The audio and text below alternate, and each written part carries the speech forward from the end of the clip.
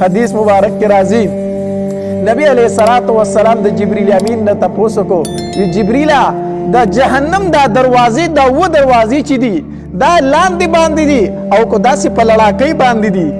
جبریل علیہ السلام ورطو فرمائل وی دا اللہ پاک پیغمبرہ دا جہنم دا دروازی لاندی باندی دی دا سی پلائن باندی ندی بلکہ دا لاندی باندی دی او دا جہنم وہ طبقی دی وہ طبقی او ہر طبقہ دا بلی طبقی نڈیر زیادہ سخت دا کم طبقہ چی سمر لاندی دا دمر زیادہ سخت دا او دا ہر طبقی پا منس کی دمر پاسیل دا لکا وزر کالج انسان مزلو کی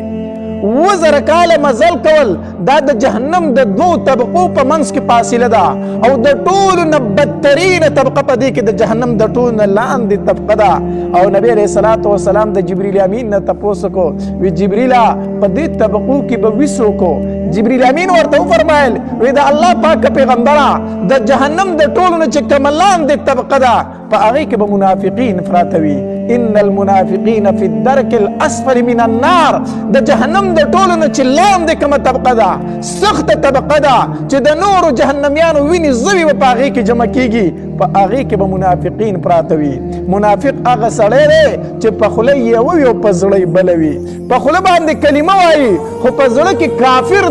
دے مسلمان تا دیر نقصان رسی زکا مسلمان خوی دا زمان ملگرے دے زانتے نساتی زمان دوست دے زمان دا اسلام ملگرے دے او پا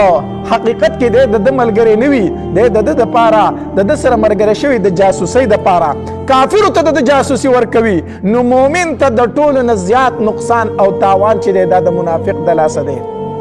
بیا جبریل امین ورطو فرمائل وی دا اللہ پاک پیغمبرہ دا اغی دا پاس چکم طبقہ دا پا اغی کے با مشرکین وی دا اغی دا پاس چکم طبقہ دا پا اغی کے با سائبین وی کم چی دستور و عبادت کی دا اغی دا پاس چکم طبقہ دا پا اغی کے با یہود وی او دا اغی دا پاس چکم طبقہ دا پا اغی کے با نسواراوی